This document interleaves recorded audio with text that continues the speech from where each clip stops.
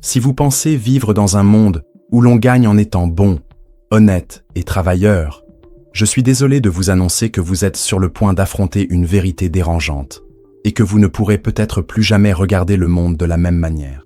Un jeu se déroule en permanence, silencieux, invisible, implacable. Un jeu qui n'apparaît ni dans les manuels scolaires, ni dans les conseils bienveillants de vos parents, et certainement pas dans les phrases toutes faites que vous lisez sur les réseaux sociaux, sur la gratitude, la gentillesse et la foi en l'univers. Le jeu du pouvoir n'a pas sa place pour ceux qui vivent dans l'illusion. Ceux qui n'en comprennent pas les règles deviennent simplement des pièces sur l'échiquier de quelqu'un d'autre. Et voici le détail le plus cruel de tous. Peu importe que vous choisissiez de ne pas jouer, car à ce jeu, même ceux qui ne jouent pas sont manipulés. Choisir la neutralité ne vous met pas hors jeu.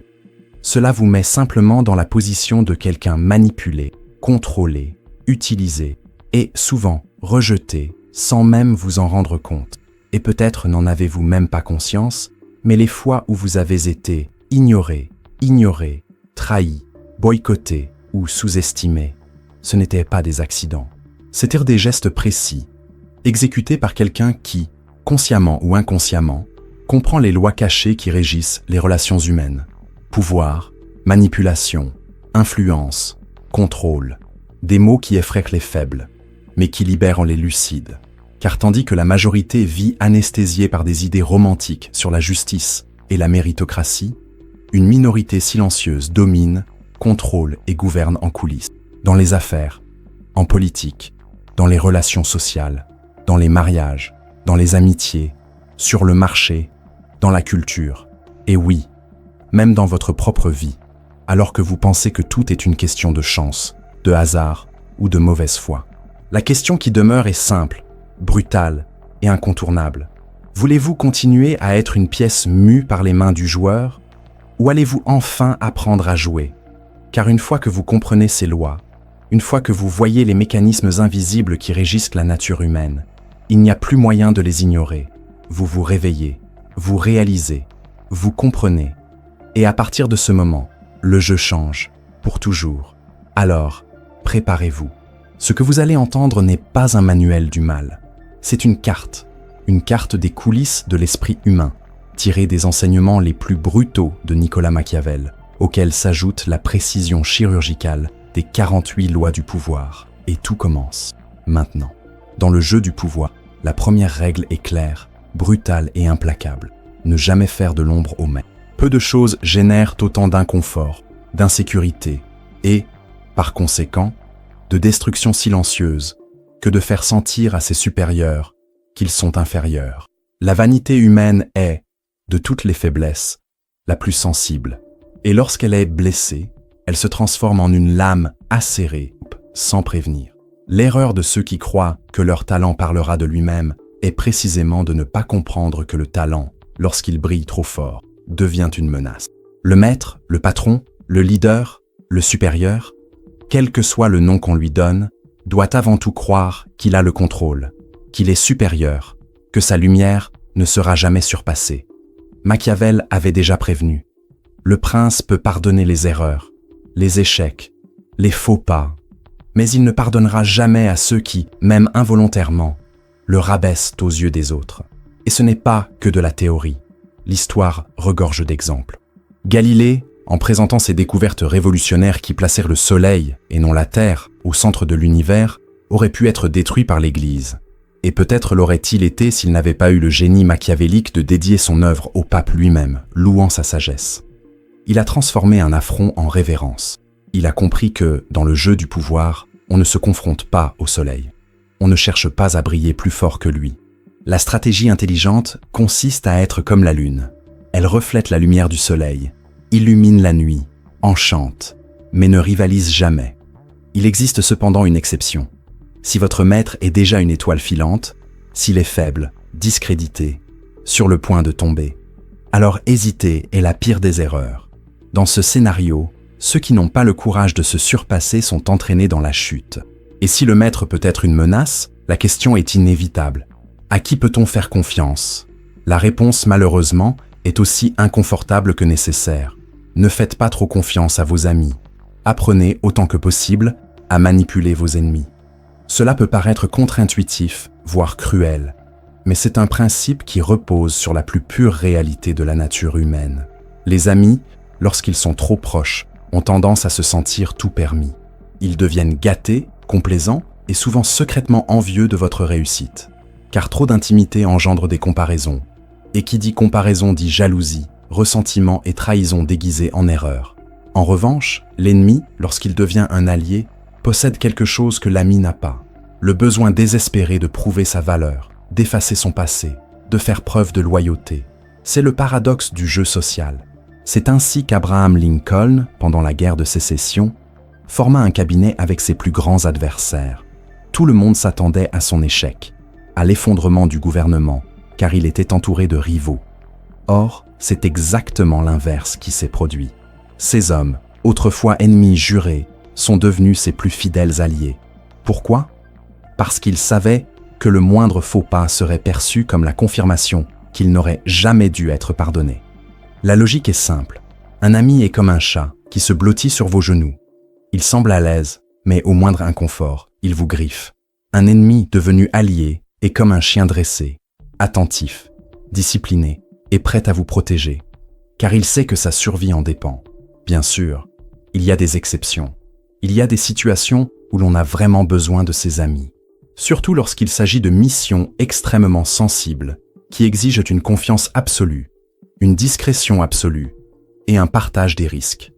Mais même dans ces cas-là, n'oubliez jamais que le prix de l'amitié, dans le jeu du pouvoir, est généralement plus élevé qu'on ne l'imagine. Et puisque la confiance est une illusion, un besoin encore plus vital surgit, s'assurer que personne ne sache ce que l'on veut vraiment. Et c'est là qu'intervient l'une des lois les plus machiavéliques, cacher ses intentions.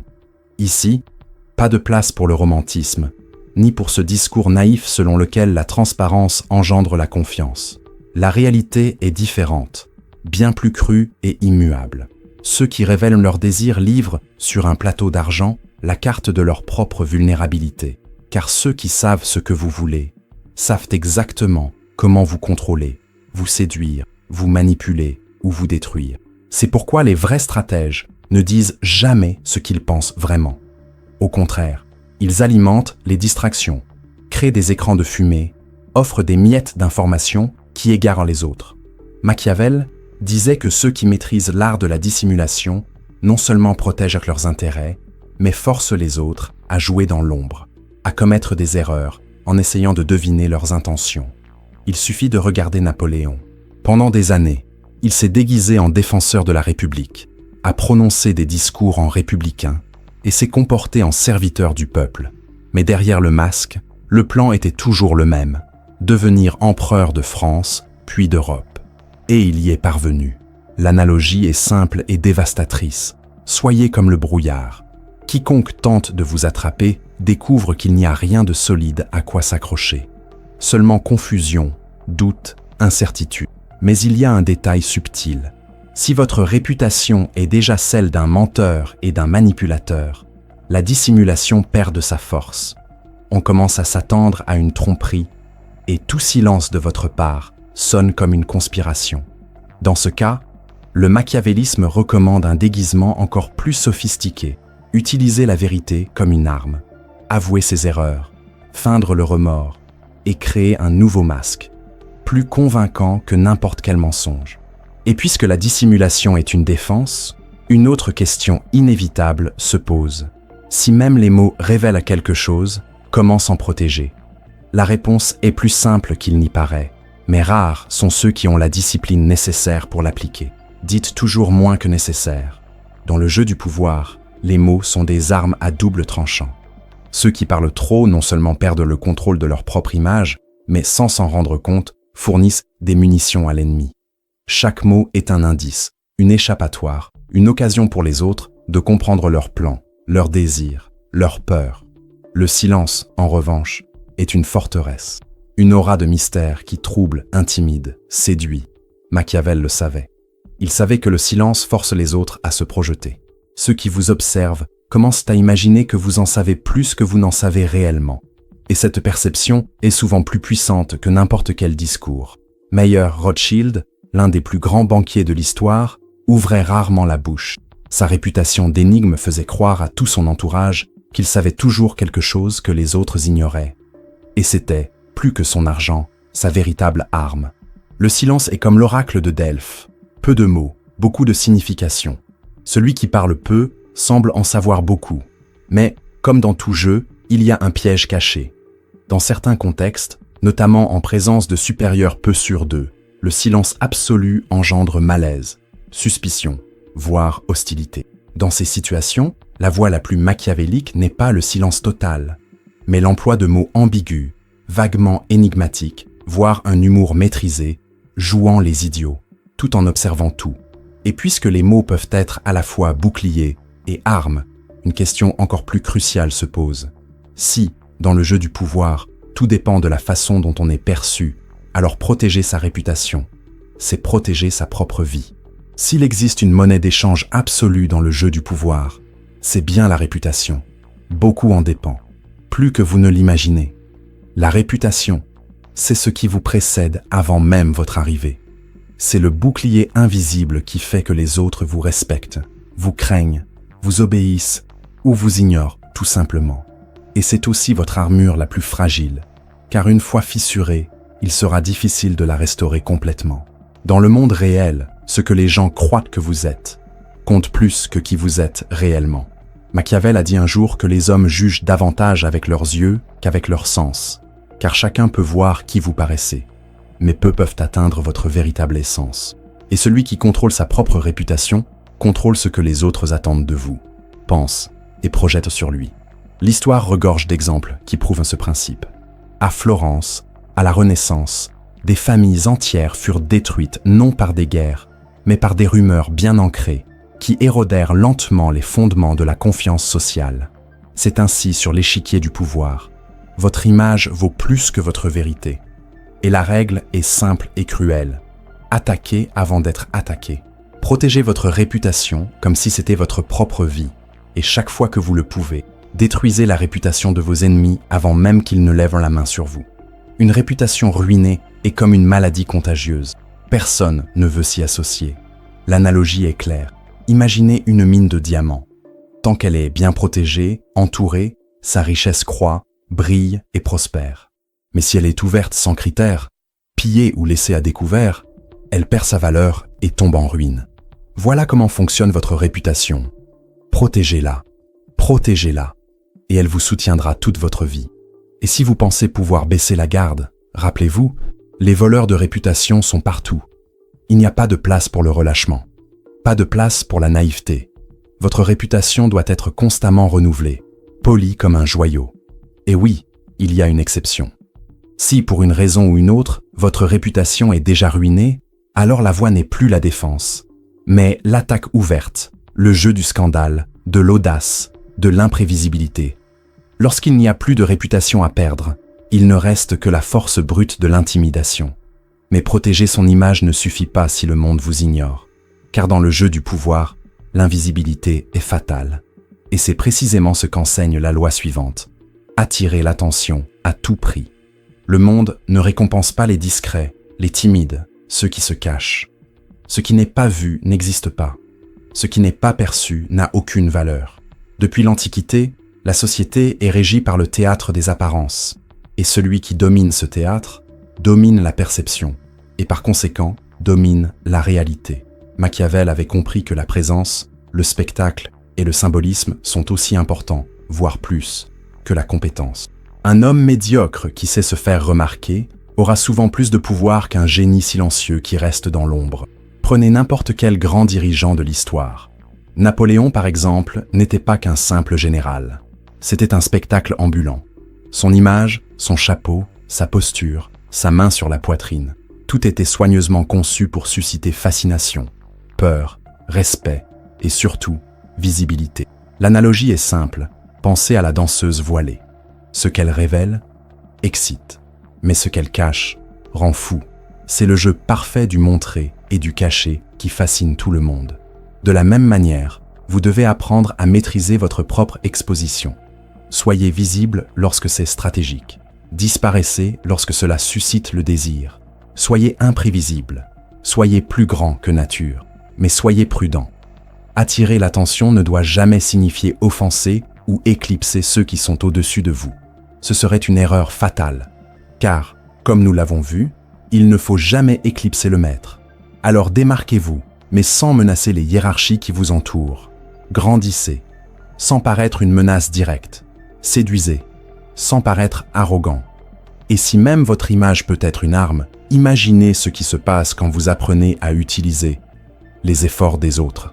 C'est exactement ce qu'enseigne la loi suivante. Faites travailler les autres pour vous, mais attribuez-vous toujours le mérite.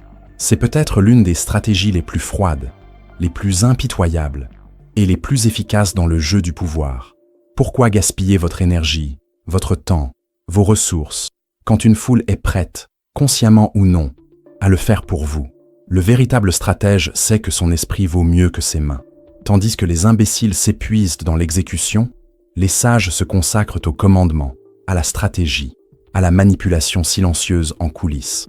Le monde est rempli d'hommes qui ont passé leur vie à croire que l'effort pur est la clé du succès. Pauvres naïfs. Au final, celui qui s'élève n'est pas celui qui travaille le plus dur, mais celui qui travaille le mieux. Et travailler le mieux signifie souvent utiliser les efforts des autres comme tremplin vers sa propre ascension. L'analogie est cruelle, mais juste. Imaginez le vautour. Il ne chasse pas, ne court pas, ne s'épuise pas. Il vole simplement au-dessus de vous, alerte, attendant que d'autres fassent le sale boulot. Lorsque le prédateur a terminé sa chasse, le vautour se pose et se nourrit de ce qui reste, confortablement installé, sans risque, sans s'user. C'est ainsi que se joue le jeu du pouvoir. Mais, bien sûr, il y a une exception.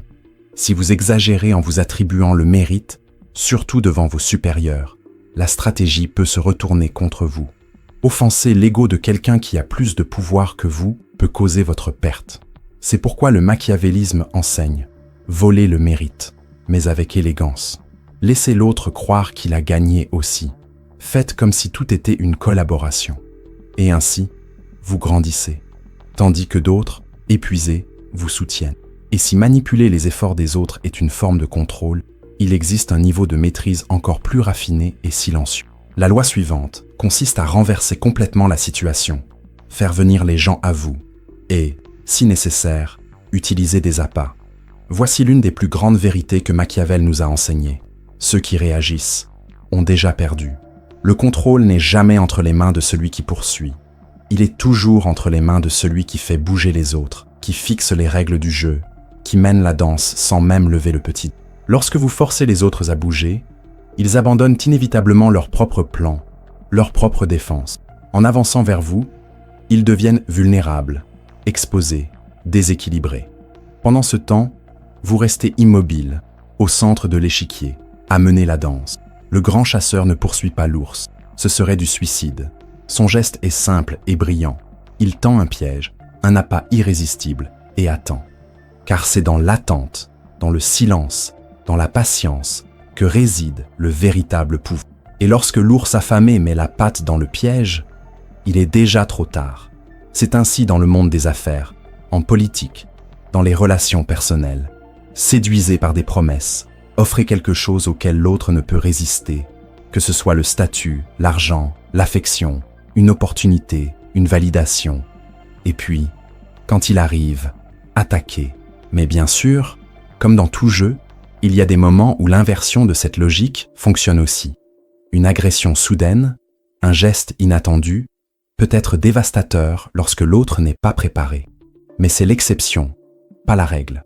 Dans un jeu à long terme, celui qui bouge moins contrôle plus. Beaucoup de gens commettent une erreur fatale dans le jeu du pouvoir. Ils croient que convaincre est une question de mots, d'arguments et de rhétorique directe. Naïf, car dans le monde réel, les discussions sont des pièges déguisés. Et c'est exactement ce qu'enseigne la 9e loi. Gagner par ses actes, jamais par la discussion. La raison est simple et brutale. Chaque fois que vous essayez de convaincre quelqu'un par l'argumentation, la raison et la logique, vous pouvez même gagner momentanément. Vous pouvez même obtenir l'accord de l'autre en apparence. Mais au fond, là où cela compte vraiment, ce que vous semez, c'est le ressentiment, la colère et le désir de vengeance. La vérité, c'est que personne n'aime se sentir vaincu en public. L'humiliation, même déguisée en « tu as eu tort », laissent des cicatrices invisibles qui, un jour, vous reviendront en pleine figure. Machiavel l'avait compris comme peu d'autres. Il savait que la persuasion la plus puissante ne se fait pas par la bouche, mais par les yeux, par des faits, des résultats, des exemples. Une victoire silencieuse est toujours plus durable qu'une victoire bruyante, car lorsqu'on démontre au lieu d'expliquer, l'autre n'a plus de place pour la résistance. Prenons, par exemple, la façon dont agissaient les grands stratèges du passé. Ils n'essayaient pas de convaincre leurs ennemis qu'ils avaient raison. Ils se contentèrent de faire bouger les choses. Et lorsque les résultats apparaissaient, il n'y avait plus rien à discuter. L'analogie est parfaite. Imaginez une balançoire. Deux personnes opposées, montant et descendant, se disputant, débattant, échangeant des arguments qui ne mènent nulle part. Le véritable stratège ne monte pas sur la balançoire. Il se contente d'observer. Et, au bon moment, renverse tout. La discussion s'arrête. La partie est terminée. Et il gagne. Mais bien sûr, comme toute règle, il existe des exceptions. Parfois, le recours conscient à la discussion sert d'écran de fumée. L'argumentation peut être un excellent moyen de détourner l'attention, de dissimuler une manœuvre plus importante, voire de paraître vulnérable, alors qu'en réalité, vous renforcez votre propre position. N'oubliez pas, la discussion est un outil, pas une méthode. Utilisez-la quand elle est utile, abandonnez-la quand elle devient risquée. Et si la discussion est un piège, il existe un autre danger, encore plus subtil, plus sournois et plus mortel. La 10e loi vous met en garde sans détour et sans pitié. Évitez les malheureux et les malchanceux. Il ne s'agit pas ici d'empathie, de gentillesse ou de sens de la justice. Il s'agit de pure survie sociale, car le malheur, l'échec et la pauvreté, qu'ils soient émotionnels, financiers ou spirituels, sont en réalité contagieux. La présence constante de personnes qui portent des nuages noirs au-dessus d'elles a un effet invisible mais dévastateur. Elle épuise votre énergie, sape votre confiance, sabote votre vision du monde et, petit à petit, vous entraîne dans le même abîme. Machiavel, avec son œil chirurgical sur la nature humaine, savait que tous les malheurs ne sont pas le fruit du hasard. Nombreux sont ceux qui, inconsciemment, créent leur propre chute. Et le plus dangereux ? Ils veulent, de manière déguisée, que leurs semblables tombent avec eux. L'histoire regorge de ces personnages, ceux qui jouent les éternelles victimes, qui vivent toujours une nouvelle tragédie, qui ne trouvent jamais d'issue, et qui, d'une manière ou d'une autre, entraînent toujours les autres dans leur chute. L'image est claire. Imaginez un homme en train de se noyer. Son instinct ne vous remercie pas d'avoir tenté de le sauver. Il vous entraîne, désespérément, vers le fond, car la panique ne raisonne pas. La panique ne fait pas de compromis. Et si vous vous approchez trop près, en essayant de l'aider, c'est fini. Bien sûr, il y a des exceptions. Certaines personnes traversent des moments difficiles, des phases difficiles, des crises passagères, et elles méritent d'être soutenues.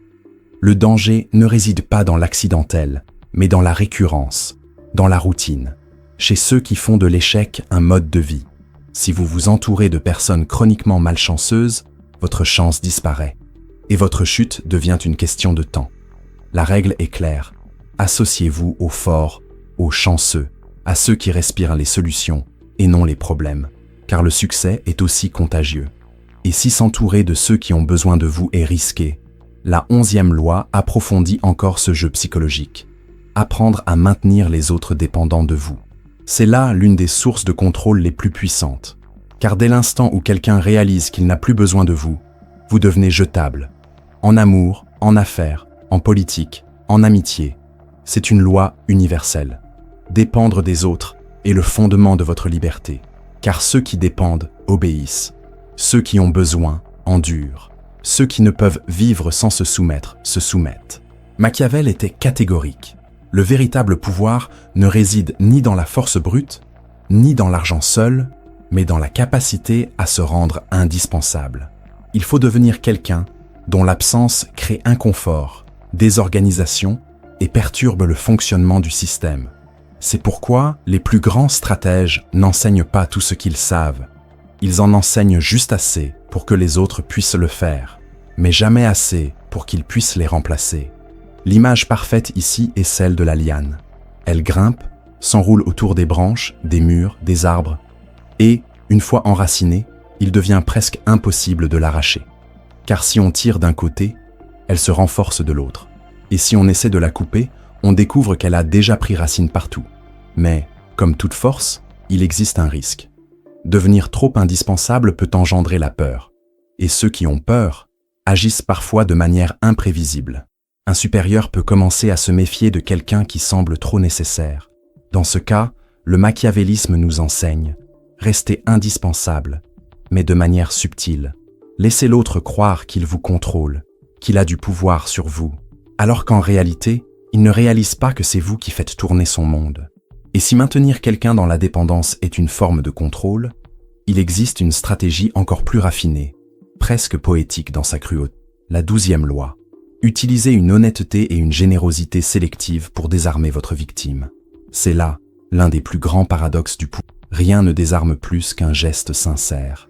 Rien ne baisse la garde plus qu'une attitude honnête.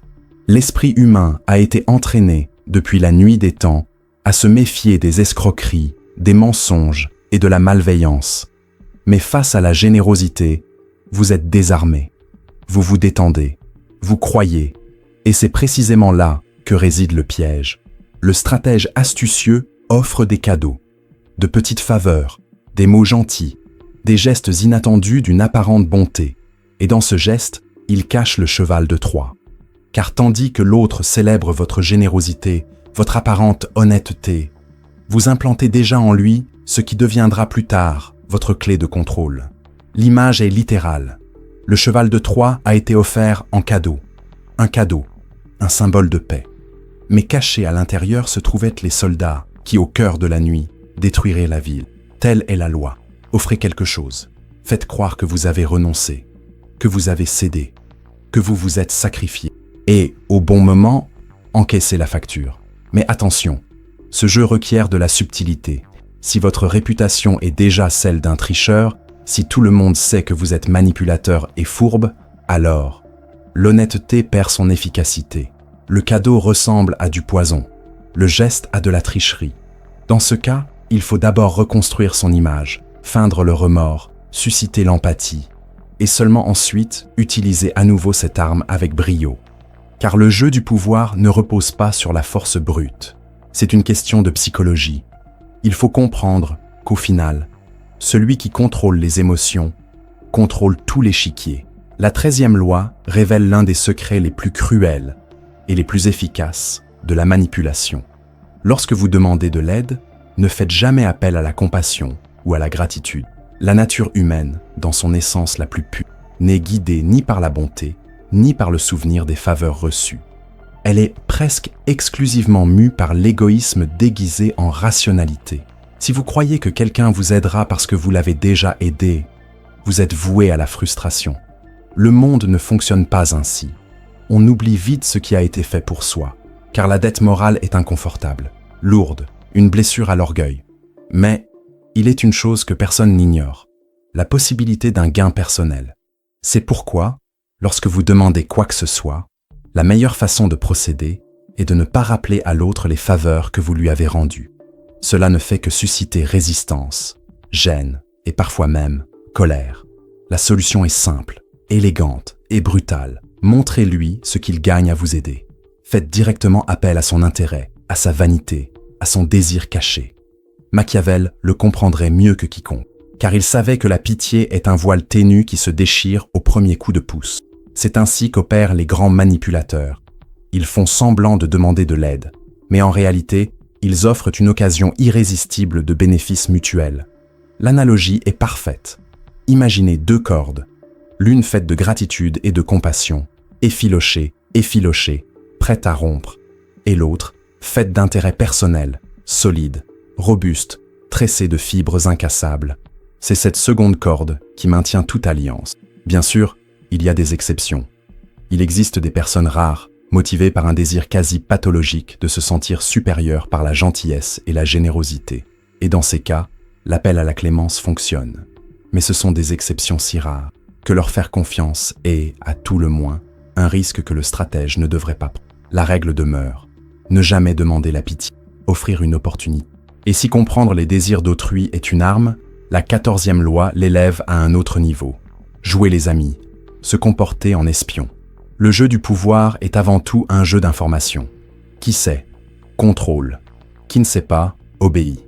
Dans le monde réel, l'information vaut plus que l'argent, plus que l'influence, plus que la force brute.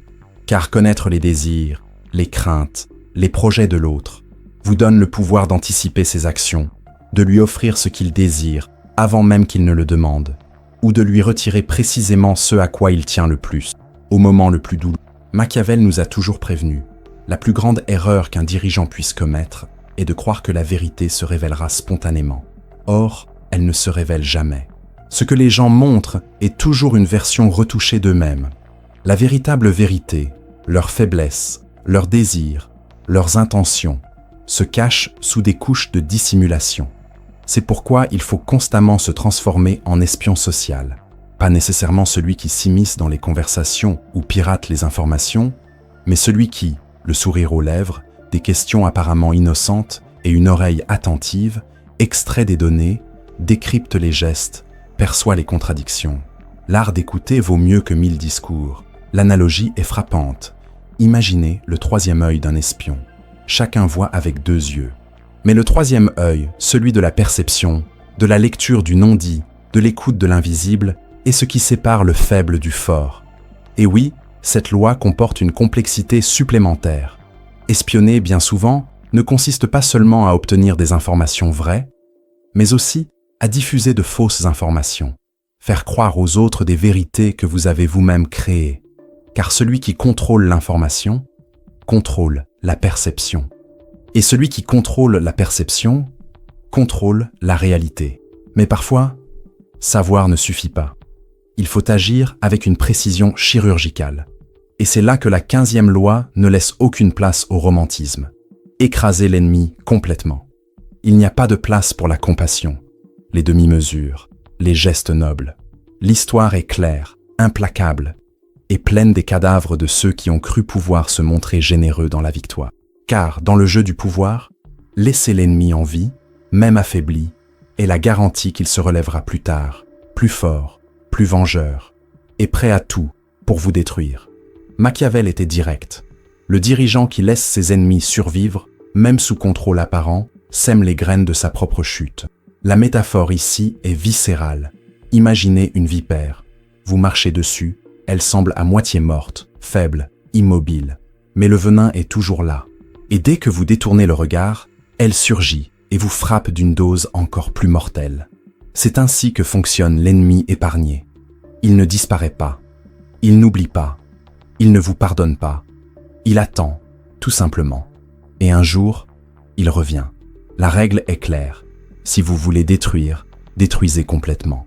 Attaquez-vous non seulement à ses actions, mais à sa réputation, à son influence, à ses alliés, à ses ressources. Laissez l'ennemi sans issue, sans espoir, sans possibilité de réorganisation. C'est le seul moyen de s'assurer qu'il ne reviendra jamais. Mais, comme toujours, il existe une exception sophistiquée. Dans de rares situations, il peut être plus judicieux de laisser l'ennemi s'autodétruire, d'alimenter son arrogance, ses erreurs, ses contradictions, jusqu'à ce qu'il creuse sa propre tombe. Cela exige une patience et une maîtrise que peu possède. Mais, si c'est bien fait, c'est aussi mortel qu'une destruction directe. Et si écraser est l'art de la guerre totale, la 16e loi apporte une sophistication presque poétique au contrôle social. Utiliser l'absence pour accroître le respect et l'honneur. La logique est d'une cruauté élégante. Quand quelque chose est abondant, il perd de sa valeur. Quand c'est rare, il devient précieux. Ainsi sont les gens. Ainsi est votre présence. Trop se montrer, être toujours disponible, toujours présent, toujours accessible, vous rend banal, prévisible, facile à ignorer. Le monde n'accorde pas de valeur à ce qui est constant. Le monde accorde de la valeur à ce qui semble rare. Machiavel savait que la rareté bien gérée est l'une des armes de pouvoir les plus puissantes. Regardez le soleil. Lorsqu'il est là en permanence, lors des longues journées chaudes, on commence à en avoir moins envie. Mais quelques jours de pluie suffisent, et son absence se transforme en désir. Tel est le jeu de l'influence. Votre présence doit être gérée comme une ressource stratégique. Apparaissez lorsque votre présence aura un impact. Disparaissez lorsque votre absence engendrera inconfort Désir, spéculation. Cela crée un cycle parfait de désir et de vénération. La métaphore est parfaite. Soyez comme le feu. Si vous vous approchez trop, il brûle. Si vous vous éloignez trop, il gèle. C'est précisément là que vous réchauffez, illuminez et que vous donnez envie à tout le monde. Bien sûr, cette loi exige de la prudence. Elle ne fonctionne que si vous avez déjà construit une présence précieuse. Si vous vous retirez avant d'être pertinent, votre absence ne génère pas de désir, seulement l'oubli. La règle est donc claire, créez de la valeur, puis disparaissez, pour devenir inoubliable. S'il existe un moyen efficace de maintenir son entourage dans un état constant d'alerte, de doute, de respect et surtout de soumission, il s'incarne dans la 17e loi. Maintenir les autres dans un état latent de terreur. Cultiver l'imprévisibilité. Les êtres humains, par nature, sont des créatures en quête de schéma. Nous avons besoin de prévisibilité pour nous sentir en sécurité, pour croire que nous avons au moins un certain contrôle sur l'environnement, les gens et les circonstances. Mais lorsque quelqu'un brise ce schéma, lorsqu'il agit en dehors de la logique, de la routine, de ce qui est attendu, l'inconfort, la peur et, par conséquent, la soumission surgissent. Machiavel a dit un jour qu'un prince prévisible devient une cible facile. Ses actions peuvent être anticipées, ses plans déchiffrés, ses faiblesses exploitées. À l'inverse, celui qui cultive l'incertitude, qui agit de manière apparemment illogique, qui brise les attentes de manière calculée, devient craint, respecté. Car rien n'est plus inconfortable que d'avoir affaire à quelqu'un dont on ne sait jamais exactement ce qu'il fera. L'analogie est aussi simple que puissante. Imaginez un cyclone. Vous savez qu'il arrive, qu'il sera dévastateur, mais vous ne pouvez prédire exactement où il passera, ni quand. Cette imprévisibilité engendre peur, paralysie, désorientation. Et c'est exactement ce qu'est un véritable stratège dans le jeu social. Mélangez des gestes d'une extrême gentillesse avec des réponses froides. Soyez généreux un jour et complètement absent le lendemain. Changez de ton, changez de rythme, disparaissez, réapparaissez. Brisez toute tentative des autres de vous lire comme un livre ouvert. Et bien sûr, cette tactique comporte un risque. L'imprévisibilité excessive, lorsqu'elle est appliquée sans contrôle, peut engendrer une méfiance extrême, de la distance, voire de l'hostilité. Il s'agit donc d'une subtile oscillation entre inconfort et fascination, entre chaos apparent et contrôle absolu. Mais si l'imprévisible engendre le respect, beaucoup tombent dans un piège lorsqu'ils tentent de se protéger des dangers extérieurs, la construction de forteresses. Et c'est précisément ce que dit la 18e loi. Ne construisez pas de forteresses pour vous protéger. L'isolement est dangereux. Il est naturel que, lorsqu'ils se sentent menacés, les êtres humains cherchent à ériger des murs, des barrières et des distances. Cependant, dans le jeu du pouvoir, les forteresses ne protègent pas.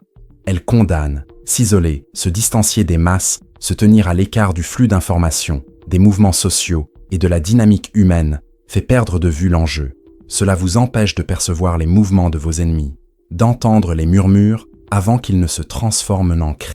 Machiavel nous avait prévenu que le pouvoir ne réside pas dans la distance, mais dans la présence stratégique, dans la capacité à circuler, à se mêler, à être parmi les gens, à écouter, à observer, à recueillir des informations, à nouer des alliances et, surtout, à détecter les trahisons avant qu'elles ne se matérialisent. La métaphore est claire. Imaginez une forteresse au sommet d'une colline. Elle paraît imposante, sûre, protégée. Mais encerclée, isolée, sans communication avec l'extérieur, elle n'est rien d'autre qu'un piège dans lequel son propre occupant devient prisonnier. Il en va ainsi dans le monde du pouvoir. L'isolement fait de vous une cible fixe, prévisible, facile à attaquer. Bien sûr, il existe une exception. À des moments très précis, se retirer temporairement pour réfléchir, planifier, recalibrer ses stratégies peut s'avérer extrêmement efficace.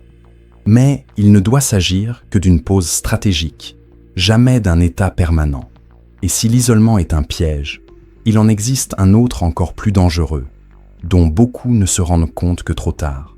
Ne pas savoir à qui l'on a affaire. La 19e loi est un avertissement brutal et vital. N'offensez jamais la mauvaise personne. Car, dans le jeu social, dans le jeu du pouvoir, il n'y a pas d'adversaire générique, pas d'ennemi standardisé.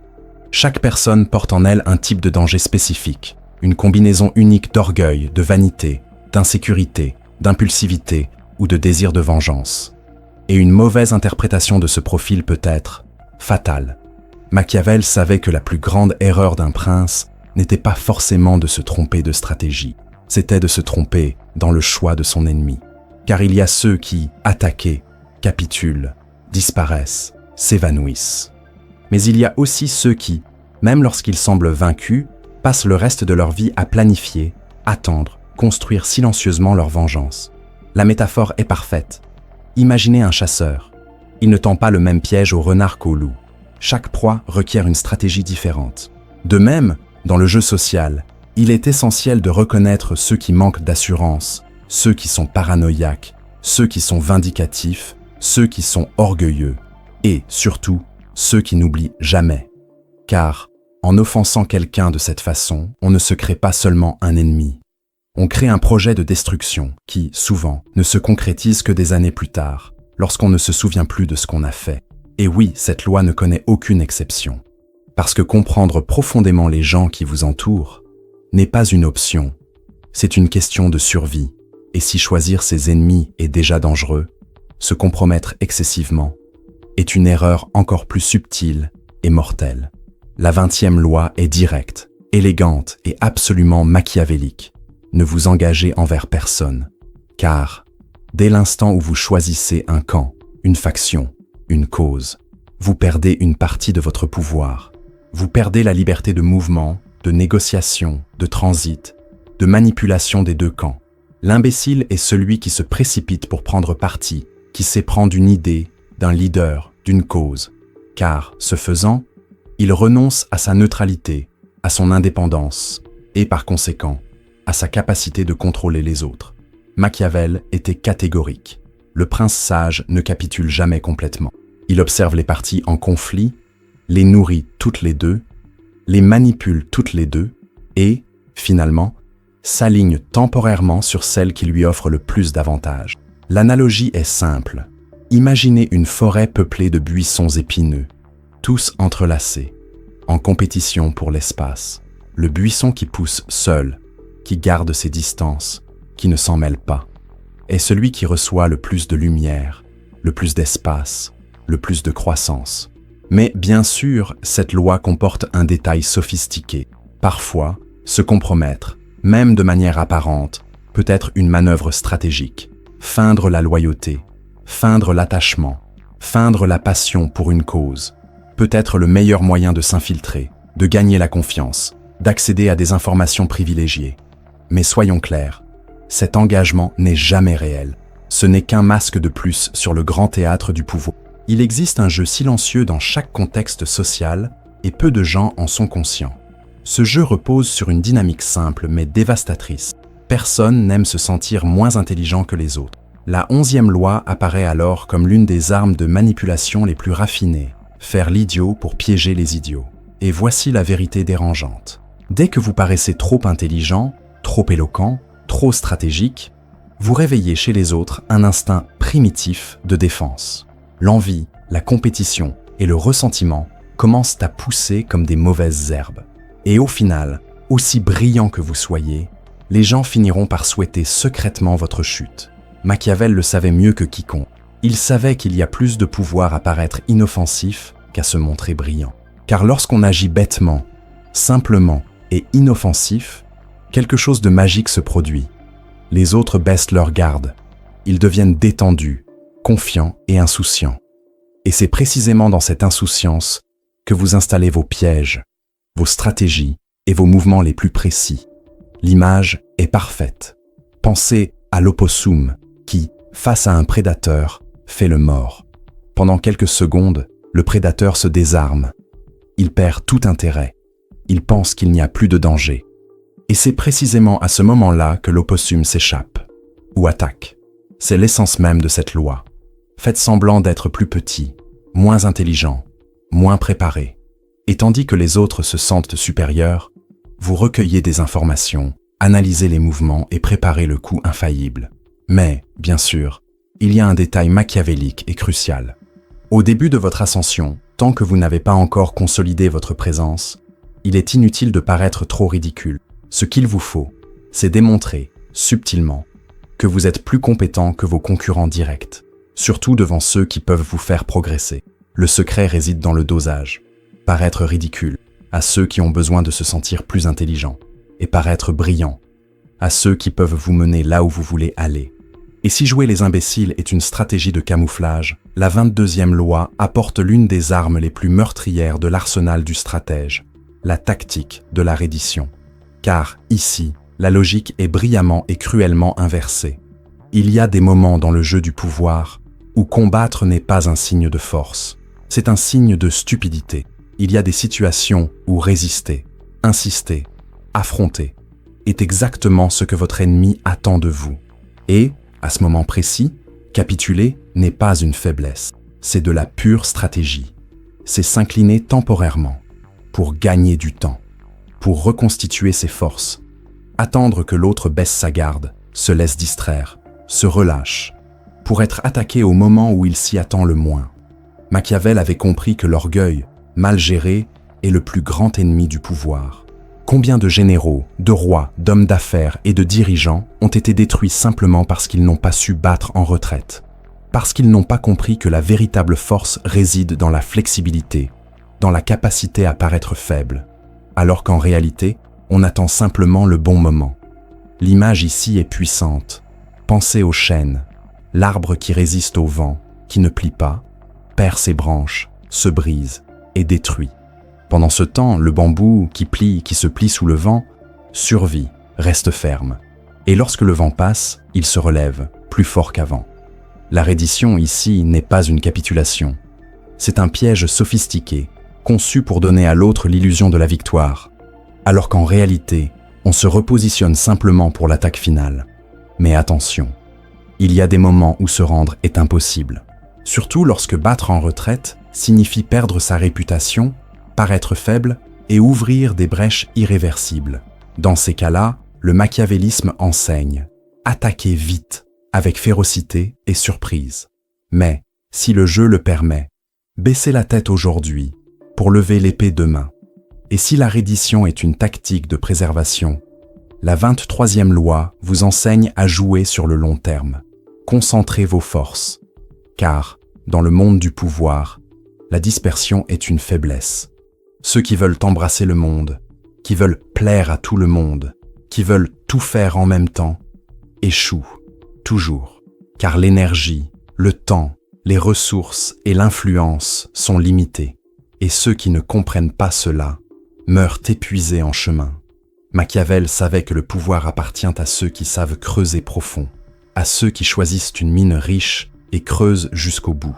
Tandis que les imbéciles sautent d'opportunité en opportunité, de cause en cause, de désir en désir, le stratège choisit sa cible, sa source de pouvoir, sa niche d'influence, et creuse, et creuse, et creuse, jusqu'à transformer cette source en une forteresse impénétrable, en une fondation solide, qui soutient tout son empire social, financier ou politique. L'image ici est parfaitement juste. Imaginez une flèche. On ne peut atteindre deux cibles avec une seule flèche. Elle ne touche que si elle est tirée avec précision, avec une direction précise, avec une intention absolue. Telle est son énergie, telles sont ses ressources, telle est son influence. Bien sûr, il existe des exceptions astucieuses. Dans des environnements très instables, il peut être prudent de diversifier ses alliés, de conserver plusieurs sources de pouvoir, plusieurs soutiens, plusieurs voies. Mais même dans ces cas, le principe demeure: concentrer ses forces sur les actions décisives, sur ce qui change véritablement la donne. Et si l'accent est mis sur le pouvoir, la 24e loi est un chef-d'œuvre de manipulation sociale. Incarner le parfait courtisan, car dans le jeu du pouvoir, il ne suffit pas d'être fort, il faut paraître fort. Il ne suffit pas d'être influent, il faut construire la perception publique de son influent. Ici, Machiavel atteint le summum de la sophistication, car il a compris que dans les tribunaux, dans les milieux politiques, dans les milieux d'affaires, sur les réseaux sociaux modernes, ceux qui survivent ne sont pas les plus agressifs, ils sont les plus charmants. Ce sont ceux qui savent séduire, plaire, se faire aimer, tout en tirant secrètement les ficelles en coulisses. Le courtisan parfait est celui qui maîtrise l'art de la dissimulation, qui sait louer sans paraître flatteur, critiquer sans paraître agressif, influencer sans paraître manipulateur, qui se fait présent sans paraître nécessiteux, qui s'éloigne sans paraître désintéressé, qui sait quand sourire et quand laisser le silence parler plus fort. L'analogie est parfaite. Imaginez un marionnettiste. Là-haut, il tient les ficelles, déplace ses pièces, contrôle la scène. Le public, émerveillé, applaudit la performance, sans jamais se rendre compte que tout ce qu'il voit est le résultat des mouvements invisibles des mains en coulisses. Et oui, cette loi ne connaît aucune exception, car pour survivre et prospérer dans le jeu du pouvoir, être intelligent socialement, maîtriser les apparences, charmer, séduire et paraître indispensable, n'est pas facultatif, c'est obligatoire. Dans le théâtre social, ceux qui ne maîtrisent pas le jeu des apparences sont condamnés à n'être que des figurants dans le spectacle d'autrui. S'il est une chose qui distingue les hommes ordinaires des véritables stratèges, c'est la capacité de transformation. Et c'est précisément ce qu'enseigne la 25e loi, se réinventer. Dans le jeu du pouvoir, il ne faut jamais accepter les rôles que la société, l'environnement ou les circonstances tentent de nous imposer. Quiconque accepte une étiquette s'installe dans une identité figée, se laisse réduire à une définition, signe, en pratique, sa propre sentence d'insignifiance. Car le monde admire ceux qui se réinventent, ceux qui changent de forme, d'apparence, de stratégie, chaque fois que nécessaire. Et il craint ceux qui sont si fluides qu'ils ne peuvent être saisis ou définis. Machiavel savait que le pouvoir ne se résume pas à la force ni à l'influence. Il s'agit avant tout de la capacité à être multiple, à être ce que le jeu exige, à se transformer en héros, en méchant, en sage, en fou, en ami, en rival, selon le contexte, la stratégie, les intérêts de chacun. La métaphore est puissante. Imaginez Protée, le dieu grec des mers. Il se transformerait en lion, en serpent, en panthère, en feu, en eau, n'importe quoi, pourvu que cela lui confère un avantage, une protection ou une domination. Voilà à quoi devrait ressembler un vrai stratège. Car ceux qui restent les mêmes deviennent prévisibles. Et ceux qui sont prévisibles sont contrôlables, attaquables, jetables. Mais, comme tout outil de pouvoir, cette transformation requiert une intelligence esthétique et psychologique. Il ne s'agit pas de changer de forme comme un acteur médiocre. Il s'agit de créer des versions de soi-même convaincantes, séduisantes, fascinantes, qui enchantent ceux qui vous observent, tandis que vous manipulez les ficelles du jeu en coulisses. Ceux qui ne maîtrisent pas cette loi deviennent des pièces immobiles sur l'échiquier des autres. Ceux qui la maîtrisent deviennent l'échiquier lui-même. Et si se réinventer signifie se construire une nouvelle image, la 26e loi apparaît comme un bouclier invisible mais absolument nécessaire. Gardez les mains propres. Dans le jeu du pouvoir, vous devez apparaître comme un modèle de vertu, d'élégance et de civilité.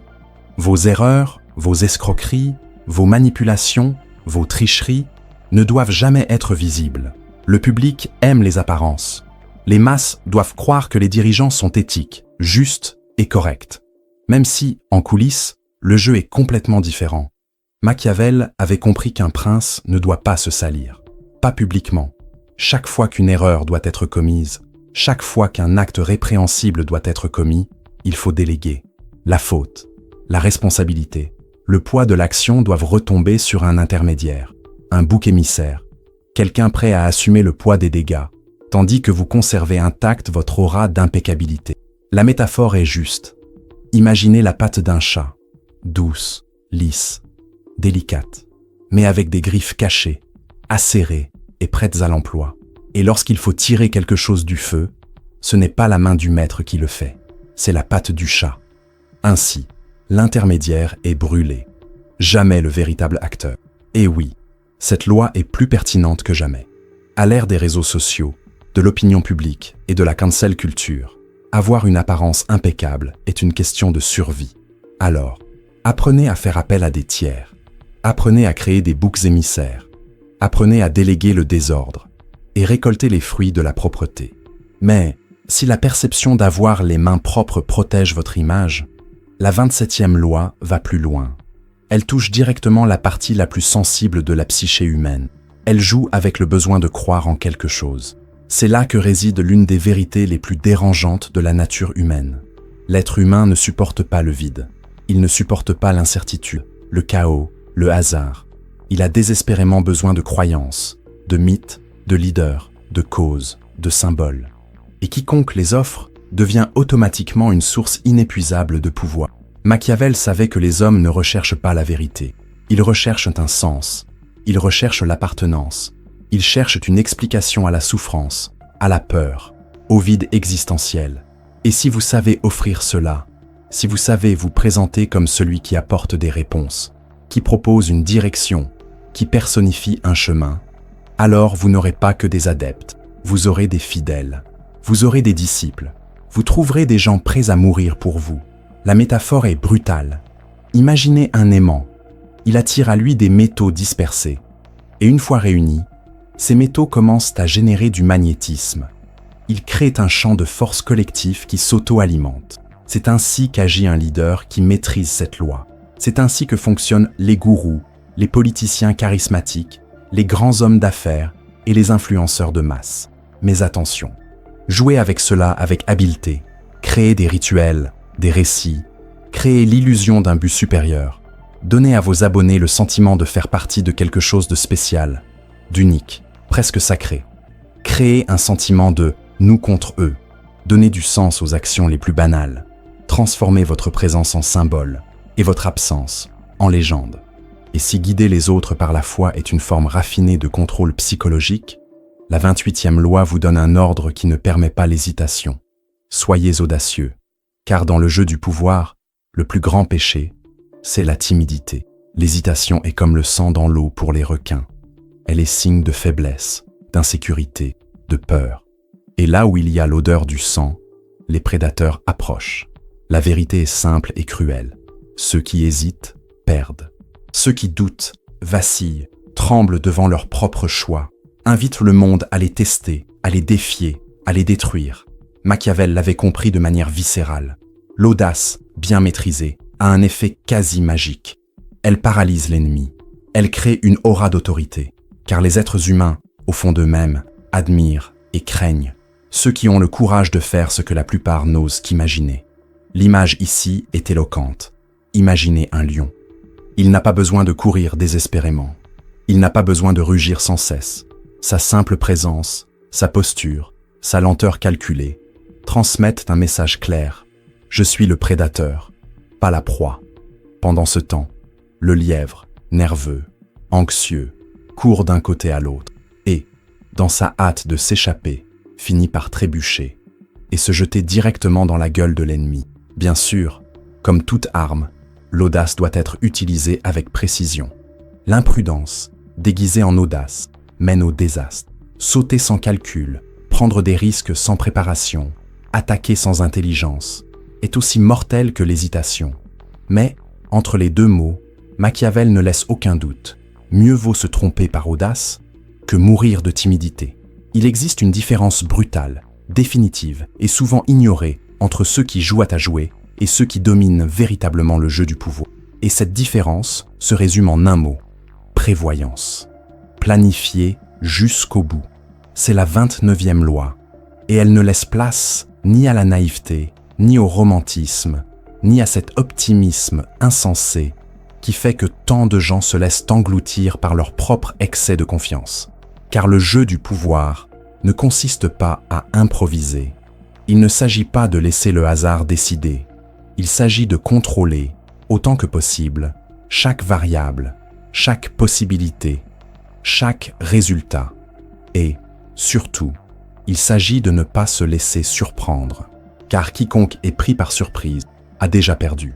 Machiavel savait, comme peu d'autres, que la plus grande erreur qu'un stratège puisse commettre est de croire que la victoire est la fin. Il n'en est rien.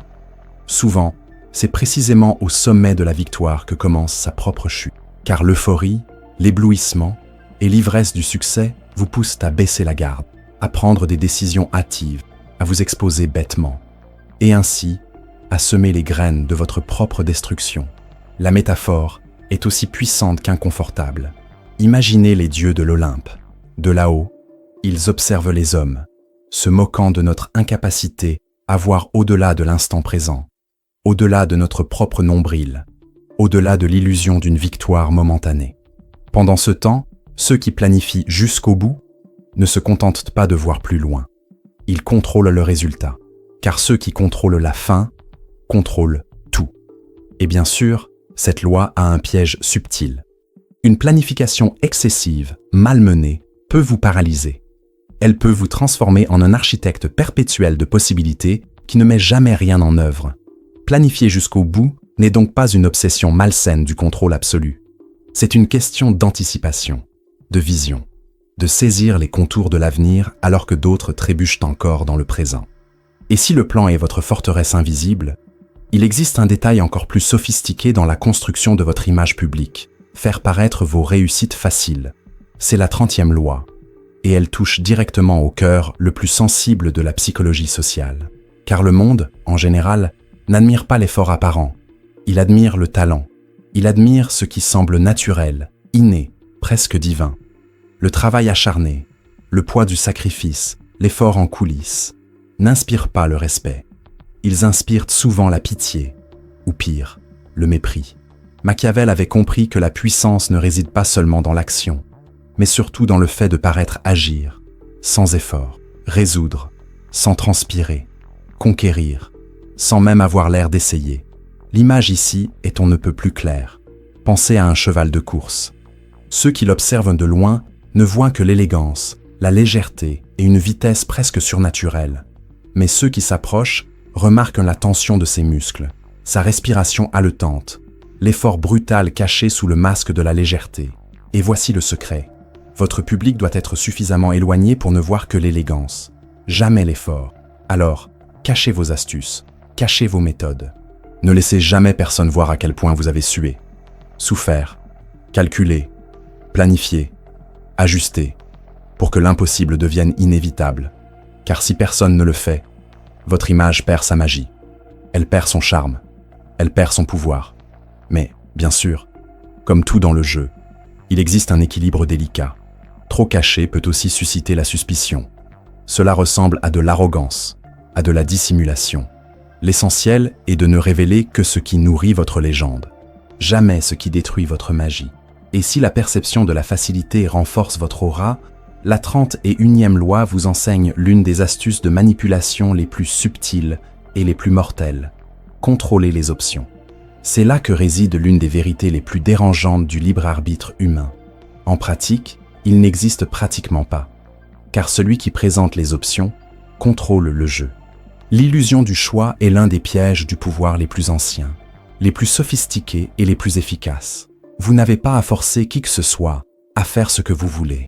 Structurez simplement le scénario de telle sorte que, quel que soit le choix de l'autre personne, il mène exactement là où vous l'aviez prévu. Machiavel savait que cela fonctionnait, car les êtres humains ont un besoin pathologique de croire qu'ils ont le contrôle, qu'ils font des choix, qu'ils sont maîtres de leur propre volonté. Et en proposant des options soigneusement conçues, vous donnez ce sentiment à l'autre, alors qu'en pratique, vous dirigez ses actions comme un marionnettiste dirige ses marionnettes. L'analogie est tranchante comme une lame. Imaginez le taureau, entouré des cornes du matador. Il regarde à gauche, hérissé. Il regarde à droite, hérissé. Il court en avant, hérissé. Quel que soit son coup, il est piégé dans un jeu déjà joué, avant même qu'il ne s'en rende compte. Mais attention, comme tout piège, celui-ci doit être bien dissimulé. Si l'autre personne réalise que vous contrôlez ses options, le jeu est brisé, l'illusion est brisée et la confiance est rompue. Et alors, ce qui était autrefois la domination se transforme en rébellion. Alors, montrez l'exemple, mais montrez l'exemple avec le sourire. Laissez l'autre personne croire que la décision lui appartient, alors qu'en fait, elle a toujours été la vôtre. Et si le contrôle des choix façonne le comportement, la 32e loi atteint un niveau de contrôle humain encore plus profond et infiniment plus puissant. Réveillez les fantasmes. Car, au fond, personne ne veut la vérité. La vérité nue, brute, directe et presque toujours insupportable. Les êtres humains ne veulent pas affronter le vide, le chaos, la dureté de l'existence. Ils veulent des histoires. Ils veulent de la magie. Ils veulent de l'illusion. Ils veulent croire qu'il existe quelque chose de plus grand, quelque chose de plus profond, quelque chose qui transcende la monotonie de la réalité. Machiavel savait que celui qui domine l'imaginaire domine le monde. Car lorsqu'on devient source de rêves, d'espoir, de désirs cachés, on devient indispensable. On devient une sorte de refuge psychologique, une oasis dans le désert de la médiocrité, de la monotonie et de la souffrance. La métaphore est sublime. Imaginez la lune. Elle n'est jamais à portée de main. Elle n'est jamais pleinement visible. Elle est en perpétuel changement, toujours lointaine, toujours inaccessible, et, précisément pour cette raison, toujours désirée, toujours contemplée, toujours vénérée. C'est la clé de la séduction sociale. Ne soyez jamais trop évident. Ne soyez jamais trop disponible. Ne dévoilez jamais tout. Nourrissez l'imagination. Offrez des indices, jamais de réponse complète. Soyez comme le mirage dans le désert, si réel que personne n'ose se demander s'il est vrai ou illusoire. Mais, comme toute magie, ce fantasme a aussi son équilibre. S'il est perçu comme trop faux, trop creux, comme un tour mal joué, il se brise, et, avec lui, son influence s'effondre. Alors, nourrissez le fantasme. Mais faites-le avec maîtrise, élégance, intelligence. Car celui qui contrôle le rêve, contrôle le rêveur. Derrière chaque forteresse, chaque posture, chaque masque social, se cache une faille, un point sensible, une brèche qui, une fois découverte, devient la clé d'un contrôle absolu. Et c'est précisément ce que révèle la 33e loi, avec une clarté presque cruelle. Découvrir le point faible de chacun. Car aussi puissant, influent, imposant que puisse paraître quelqu'un, il y a toujours quelque chose qui l'affaiblit. Il peut s'agir d'une vieille insécurité, d'une peur inavouable, d'une vanité dissimulée, d'une obsession cachée, voire d'un besoin émotionnel si profond qu'il devient pure cécité. Machiavel savait que le jeu du pouvoir ne repose pas sur la force physique. Il ne s'agit pas de crier plus fort, ni de s'attirer des alliés. C'est avant tout un jeu psychologique. Quiconque découvre la faiblesse invisible de l'autre n'a pas besoin de force. Il lui suffit d'appuyer, au bon moment, à l'endroit précis. La métaphore est juste. Imaginez un château apparemment impénétrable. Les murs sont hauts, les portes renforcées, les soldats nombreux. Mais il y a un endroit sur le mur où la pierre est fissurée, où le ciment a cédé. C'est là, et seulement là, qu'il faut concentrer son attaque. Un coup bien porté à cet endroit peut abattre le château tout entier, sans avoir à déplacer une arme. Mais attention, trouver ce point demande plus que de l'observation. Cela exige une écoute attentive, la lecture des signaux non exprimés, des gestes inconscients, des contradictions subtiles et, bien sûr, de la patience. Car certains points faibles sont si profondément enfouis qu'ils n'apparaissent que lorsqu'on suscite des émotions, qu'on provoque, qu'on crée un malaise, qu'on force l'autre à en révéler plus qu'il ne le souhaite. Mais une fois découvert, vous avez entre les mains la corde qui mène tout le monde. Et oui, c'est là que réside le danger. Trop insister peut mener à des effondrements imprévisibles. La fragilité, lorsqu'on la touche sans habileté, peut mener à la fuite, à l'effondrement, voire à une agression désespérée. Alors, insistez, mais avec maîtrise. Et si trouver la faiblesse signifie dominer les autres, la 34e loi nous montre que, souvent, le chemin le plus court vers le pouvoir passe par la perception. Agir comme un roi, pour être traité comme tel. Car, au bout du compte, on ne traite pas les autres selon ce qu'ils sont. On les traite selon ce qu'ils paraissent. Le monde est profondément sensible aux apparences, aux signes subtils de statut, de valeur, d'importance. Et ceux qui se comportent comme des gens ordinaires, qui se présentent comme banals, qui acceptent d'être perçus comme une personne comme les autres, finissent par être traités exactement de la même manière. Machiavel savait que le respect ne s'accorde pas. Il s'exige, il se provoque, il s'impose, mais pas par la force brute, ni par une menace explicite, mais par la posture, par le langage corporel, par la façon dont on se positionne, dont on occupe l'espace, dont on regarde, dont on parle, dont on bouge. L'image est absolument claire. Imaginez la couronne. ce n'est pas qu'un ornement, c'est un symbole. Elle communique, sans mots, que celui qui la porte n'est pas comme les autres. Et, même si cette couronne est invisible, elle doit être présente dans votre comportement, dans le ton de votre voix, dans votre regard. Car celui qui ne se comporte pas comme un roi ne sera jamais traité comme tel. Bien sûr, il y a un risque. Si votre attitude royale se transforme en arrogance, en mépris affiché, elle cesse de susciter le respect et commence à générer haine, envie et désir de destruction. C'est pourquoi la véritable royauté est un élégant mélange de distance et de bienveillance, d'autorité et d'approche calculée, de quelqu'un qui se sait supérieur, sans jamais avoir à le dire à voix haute. Et si se comporter comme un roi engendre le respect, la 35e loi vous offre l'une des armes de pouvoir les plus subtiles et les plus meurtrières. Maîtrisez l'art de reconnaître le bon moment. Car dans le jeu social, faire la bonne chose, au mauvais moment, équivaut à commettre une erreur. Le temps est maître du destin. Et ceux qui n'apprennent pas à le respecter, qui n'apprennent pas à attendre, à observer, à lire les signes, finissent par agir trop tôt et échouer, ou trop tard, et se faire dépasser par les actions des autres. Machiavel avait compris que le jeu du pouvoir n'appartient ni aux anxieux, ni aux pressés, ni aux impulsifs. Il appartient aux patients, à ceux qui savent attendre, à ceux qui savent paraître lents, alors qu'en réalité, ils ne font qu'accumuler force, information, alliés, influence. L'image est superbe. Pensez au faucon. De là-haut, il observe, silencieux, calmement, immobile, tandis que sa proie, en bas, se croit libre, protégé, oublié. Et puis, au moment précis, le faucon plonge, rapide, mortel et précis, car celui qui contrôle le temps contrôle la chasse. Mais bien sûr, maîtriser le temps ne se résume pas à attendre. Il s'agit aussi de savoir quand la fenêtre d'opportunité est sur le point de se refermer. Le moment d'agir est une question de temps, ou jamais. C'est pourquoi le véritable maître du temps n'est pas seulement patient. Il est aussi féroce, lorsqu'il comprend que le moment est venu. Et si le temps est votre arme invisible, la 36e loi vous enseigne quelque chose que la plupart des gens ne comprendront jamais. Méprisez ce que vous ne pouvez pas avoir. Car prêter attention à un problème mineur, à un ennemi insignifiant, à une provocation sans importance, c'est leur donner plus de pouvoir qu'ils ne le méritent. Le simple fait de reconnaître un problème, de s'en soucier, de réagir, est, en soi, une façon de valider son existence. Et, souvent, c'est exactement ce que l'ennemi souhaite.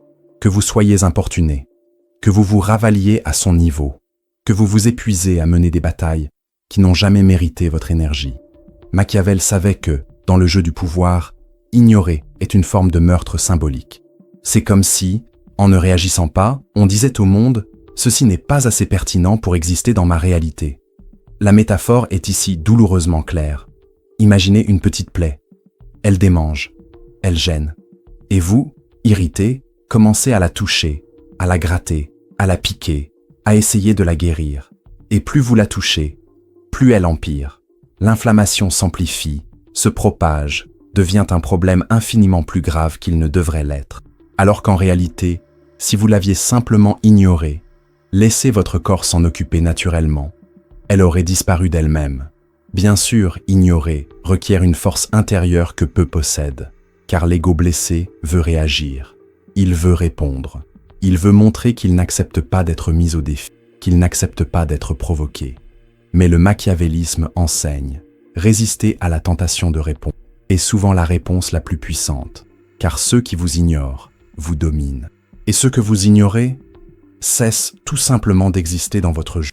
Il existe un principe invisible mais terriblement puissant, que peu de gens comprennent dans le jeu du pouvoir. Les gens ne suivent pas les idées, ils suivent les images, les symboles, les récits visuels qui hypnotisent, fascinent, dominent leur imagination bien avant que la raison ne puisse réagir. Et c'est précisément ce dont parle la 37e loi, créer des spectacles attrayants.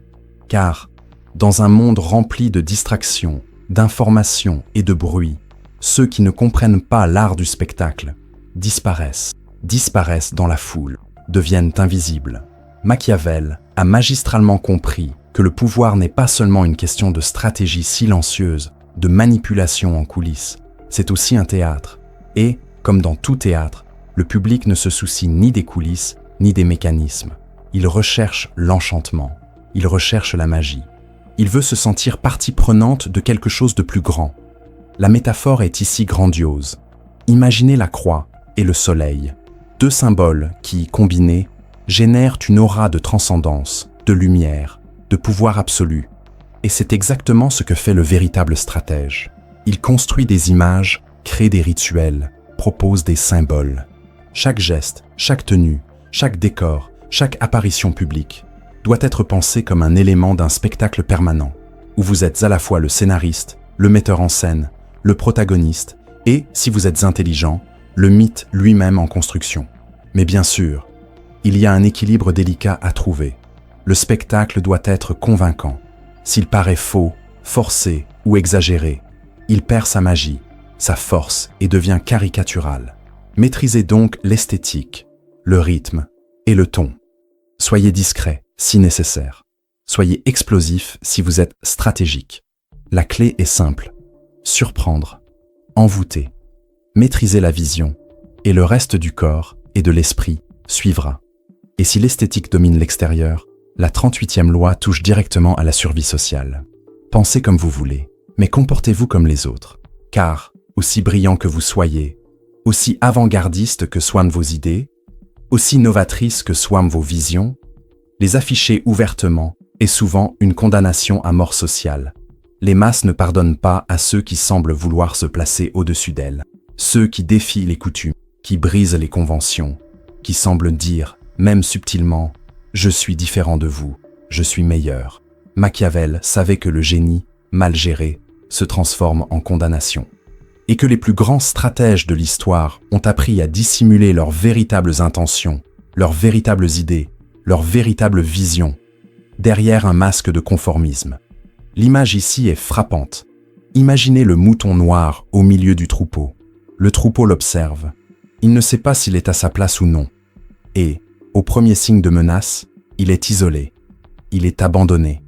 Et, seul, il devient une proie facile pour les loups.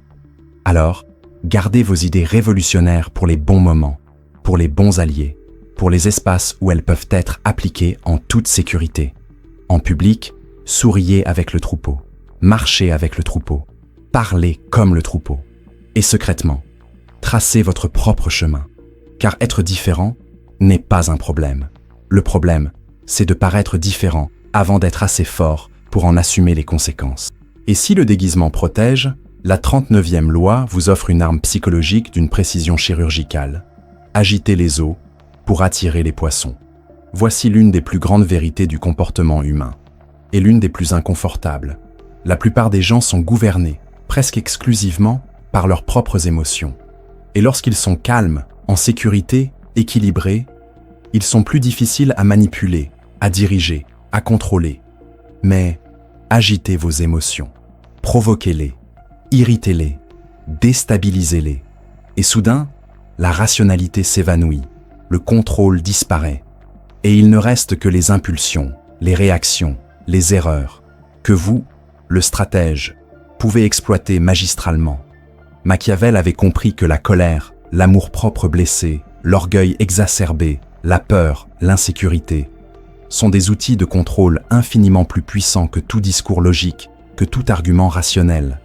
La métaphore est ici impeccable. Imaginez un aquarium.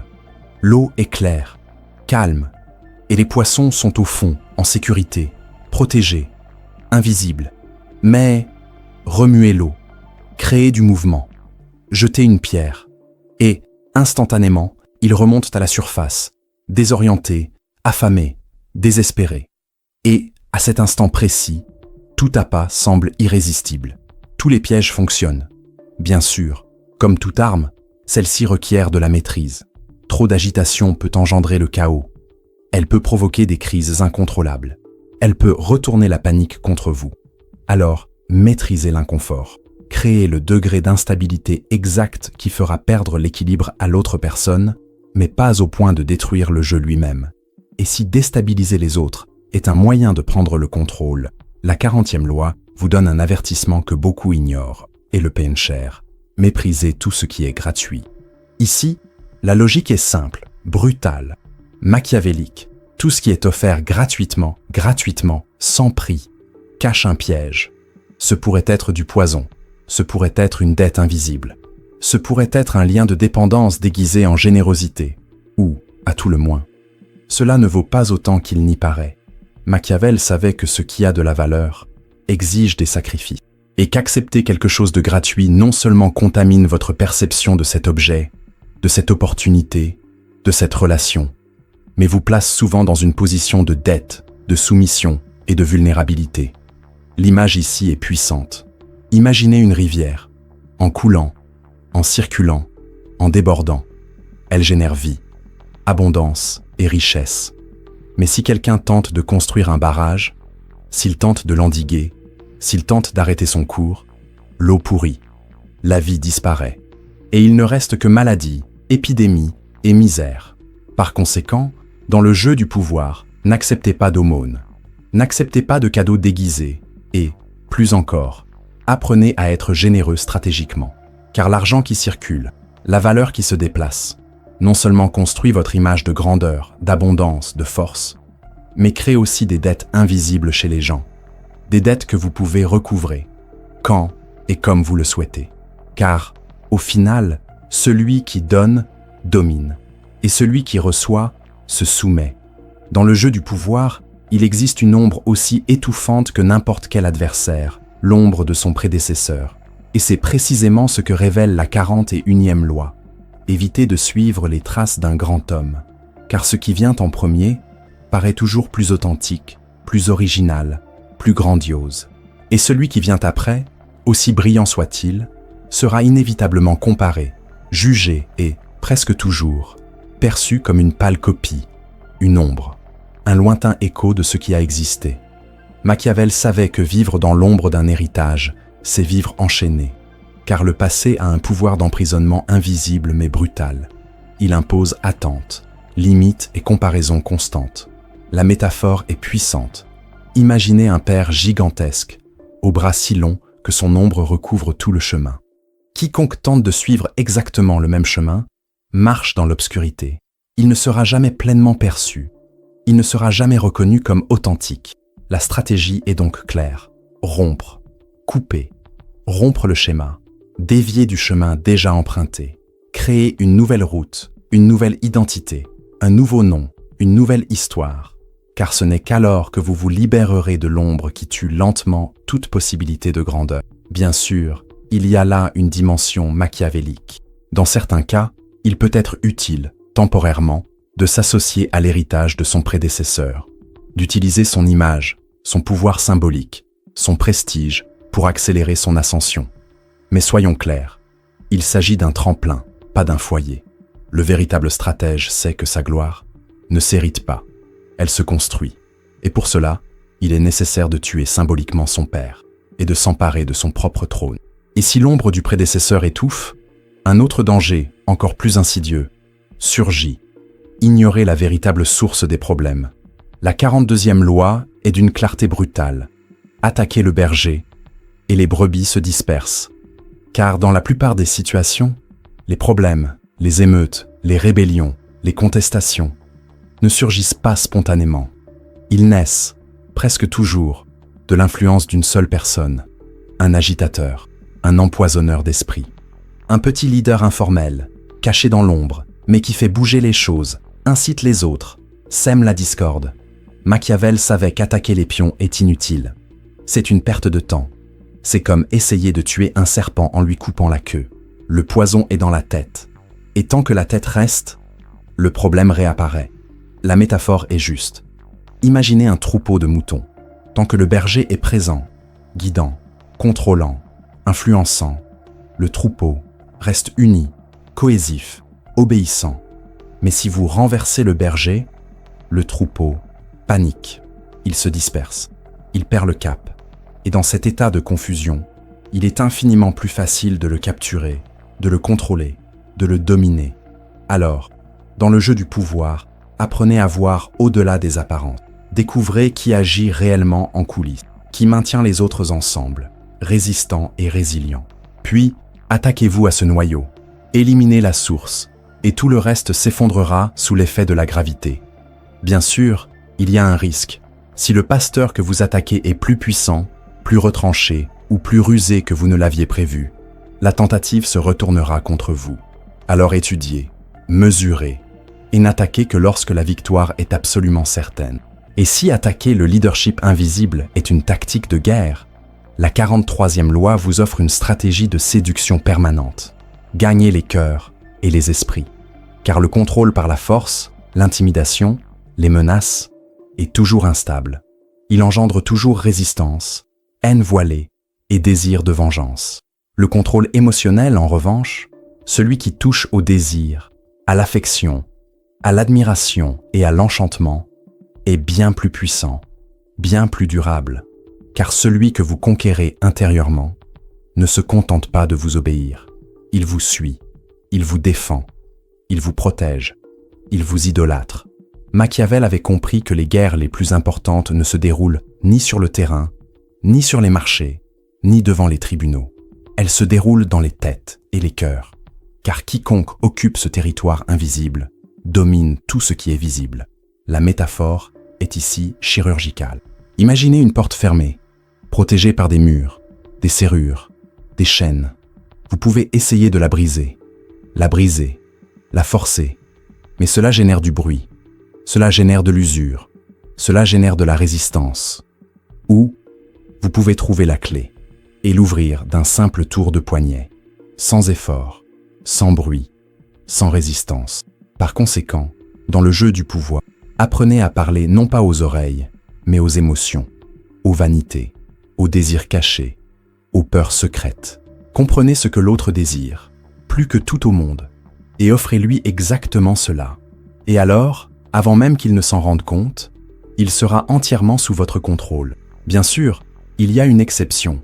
Si l'autre se rend compte qu'il est séduit, manipulé, charmé de manière calculée, le jeu est rompu. Par conséquent, la séduction doit être authentique dans la forme, même si elle ne l'est pas dans l'intention.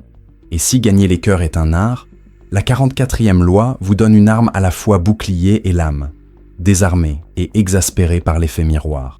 Voici l'une des techniques de manipulation les plus déconcertantes.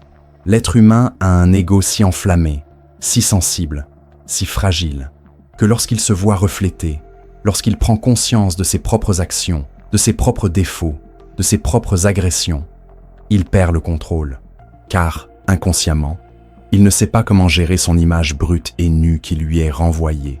Machiavel savait qu'en imitant le comportement d'autrui, qu'il s'agisse d'agressivité, de froideur, de gentillesse ou même de stupidité, on génère un malaise si profond et inattendu que l'autre se retrouve désarmé, déconcerté, perdu, parce qu'il s'attend à ce que vous réagissiez différemment, que vous combattiez, que vous fuyiez, que vous vous soumettiez.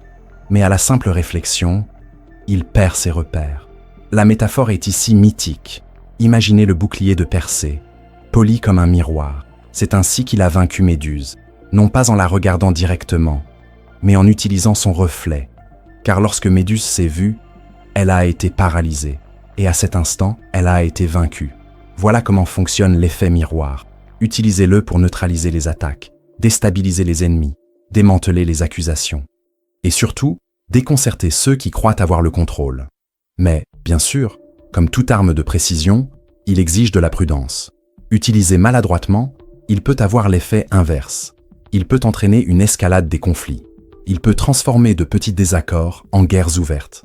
Alors, utilisez-le avec brio, avec élégance, avec une précision chirurgicale. Il existe une erreur subtile, et pourtant dévastatrice, que beaucoup commettent lorsqu'ils tentent de prendre le contrôle d'une situation. Tout changer, trop vite. Et c'est précisément contre cela que la 45e loi nous met en garde avec une précision machiavélique. Prêcher la nécessité du changement, mais ne jamais trop bousculer les structures. Car, aussi beau, attrayant et séduisant que puisse paraître le discours sur l'innovation, la révolution et la transformation, la dure vérité est que les êtres humains sont, par essence, des créatures d'habitude, et tout ce qui menace les rituels, les coutumes et les certitudes engendre la résistance, génère la peur, génère le sabotage. Machiavel avait compris que le véritable stratège n'est pas celui qui débarque et détruit tout. Il est celui qui semble respecter l'existant, honorer les coutumes, valoriser les traditions, tandis que, dans les coulisses, lentement, silencieusement, il façonne la réalité selon ses propres intérêts. La métaphore est brutale. Imaginez un chat. C'est une créature d'habitude. Déplacer sa gamelle, son panier, ses objets, et il devient agressif, méfiant, anxieux. Il en va de même pour les masses, les institutions, les entreprises, toute structure sociale. Changez tout en même temps, et vous provoquez la panique, le chaos, la rébellion. Dans le jeu du pouvoir, la clé est simple. S'habiller aux couleurs du passé, tout en construisant l'avenir. Faire croire aux gens qu'ils préservent leurs traditions, alors qu'en réalité, ils sont conduits vers un nouvel ordre, que vous contrôlez. Bien sûr, il y a un risque. En période de stagnation, de crise, de désespoir collectif, la soif de changement devient si intense que tout appel au conservatisme devient faiblesse. C'est pourquoi le maître du jeu doit décrypter l'esprit du temps et ensuite décider s'il incarne le réformateur lent ou le révolutionnaire absolu. Et si l'équilibre entre changement et tradition est essentiel, la 46e loi nous enseigne l'un des principes les plus ignorés et les plus mortels du jeu social. Ne jamais paraître trop parfait, car la perfection, aussi admirable soit-elle à première vue, a un effet secondaire invisible, mais mortel. Elle engendre l'envie, elle engendre le ressentiment, elle engendre un désir de destruction. Car, au fond, rien n'irrite plus les êtres humains que de vivre avec quelqu'un qui semble inaccessible, imbattable, impeccable. Machiavel savait que l'envie est le poison silencieux qui détruit plus d'empires que n'importe quel ennemi extérieur. Ainsi, le véritable stratège apprend, dès son plus jeune âge, à afficher des imperfections calculées, de petits défauts inoffensifs, de petites vulnérabilités stratégiquement mises en scène, parce que cela humanise, cela apaise, cela réduit les tensions, cela incite les autres à baisser leur garde, à ressentir de l'empathie, à se sentir à l'aise, alors qu'en réalité, ils restent totalement sous votre contrôle. L'image ici est éloquente.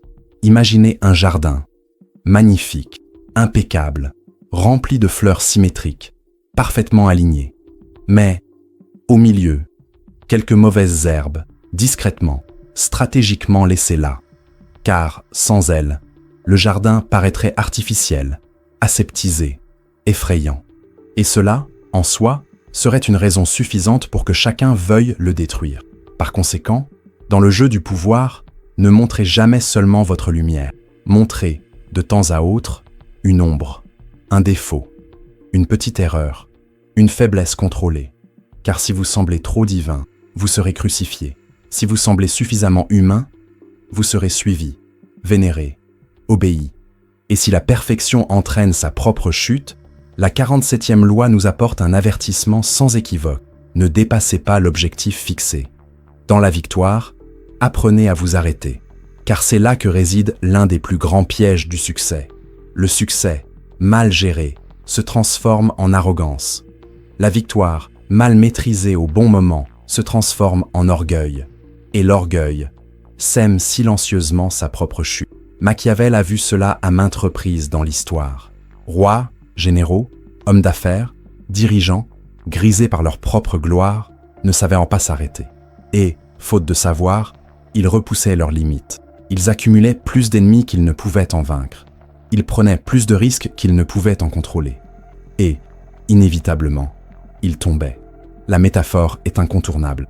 Pensez à Icare. Lorsqu'il s'échappa du labyrinthe, volant sur ses ailes de cire, il ne se contenta pas d'atteindre sa destination. Il en voulait plus. Il grimpa, grimpa, grimpa, si haut que le soleil fit fondre ses ailes, et il s'effondra, courant vers sa propre destruction. Par conséquent, dans le jeu du pouvoir, apprenez à contrôler non seulement vos ennemis, mais surtout vos propres impulsions. Sachez qu'en reculer, vous repliez, consolidez, car continuer à attaquer, après la victoire, c'est inviter l'univers à vous détruire. La véritable gloire appartient à ceux qui savent s'arrêter au bon moment. Et enfin, nous arrivons à la 48e loi, et peut-être la plus puissante, la plus sophistiquée, la plus transcendante de toutes. Évitez d'avoir une forme définie, car dès l'instant où vous vous cristallisez, dès l'instant où vous assumez une identité fixe, dès l'instant où vous vous laissez étiqueter, classer, déchiffrer, vous devenez vulnérable, vous devenez prévisible, vous devenez attaquable. Machiavel savait que le véritable pouvoir appartient à l'amorphe, à ceux qui coulent, à ceux qui transforment, à ceux qui, comme l'eau, prennent la forme de n'importe quel contenant, sans jamais perdre leur essence. L'image ici est sublime. Pensez à Mercure, le dieu des voleurs, des marchands, des voyageurs, volatile, fluide, imprévisible. Le jour même de sa naissance, Mercure inventa la lyre et vola le bétail d'Apollon. Son pouvoir résidait précisément dans sa capacité à être tout et à n'être rien, à apparaître et disparaître, à s'adapter et, en même temps, à dominer tout environnement. Alors, dans le jeu du pouvoir, ne vous laissez pas définir, ne vous laissez pas déchiffrer, ne laissez personne savoir qui vous êtes, ce que vous voulez, où vous allez. Soyez imprévisible, soyez changeant, soyez à la fois la tempête et le refuge, le feu et l'eau, la lumière et l'ombre, car au final, ceux qui n'ont pas de forme ne peuvent être saisis. Ceux qui ne peuvent être saisis ne peuvent être détruits. Et ceux qui ne peuvent être détruits deviennent tout simplement invincibles. Et maintenant que vous connaissez les 48 lois du pouvoir, peut-être que quelque chose en vous a changé. Peut-être, avec le recul, réalisez-vous combien de fois vous avez été manipulé, sans même vous en rendre compte. Combien de fois vous avez cru avoir le choix, alors qu'en réalité, quelqu'un, en coulisses, contrôlait vos options. Combien de fois vous avez cru conquérir, alors qu'en réalité, vous n'étiez qu'une pièce sur l'échiquier de quelqu'un de plus habile. Et, si vous êtes honnête avec vous-même, peut-être réalisez-vous que, plus d'une fois, vous avez joué à ce jeu, même sans en être pleinement conscient. Ce que les 48 lois vous révèlent n'est pas seulement un manuel de manipulation, c'est un miroir cruel, un reflet de la nature humaine, dénué de romantisme, d'illusions et de masques. Elle montre que derrière chaque sourire, il peut y avoir une lame cachée, derrière chaque geste généreux, une dette invisible, et qu'au final, la lutte pour le pouvoir n'est pas facultative, elle est inévitable, elle est présente partout, en politique, en affaires, dans les relations, en amitié, en amour, en famille. Partout où il y a deux êtres humains, il y a un jeu silencieux d'influence, de contrôle et de domination. La grande question n'est pas de savoir si vous voulez jouer. La question est de savoir si vous acceptez d'être manipulé, car dès lors que vous refusez de comprendre les règles du jeu, vous ne devenez pas quelqu'un de plus éthique, de plus pur, de plus élevé. Vous devenez simplement une proie, une cible, un appât, un outil pour ceux qui savent jouer. Machiavel, si je pouvais te murmurer quelque chose à l'oreille, je te dirais exactement ceci. Le pouvoir ne corrompt pas. Il ne fait que révéler. Il révèle qui tu es quand personne d'autre ne peut te dire non. Il révèle de quoi tu es capable, quand tu comprends que le monde, au fond, est une jungle, et que dans la jungle, ceux qui ne chassent pas sont chassés. La question n'est donc pas de savoir si ces lois sont justes ou injustes, bonnes ou mauvaises, éthiques ou immorales. La question est bien plus brutale, bien plus intime, bien plus inconfortable. Les utiliserez-vous ou en serez-vous la victime? Car au final, ma chère, il n'y a pas de neutralité dans le jeu du pouvoir. Soit on joue, soit on se fait avoir.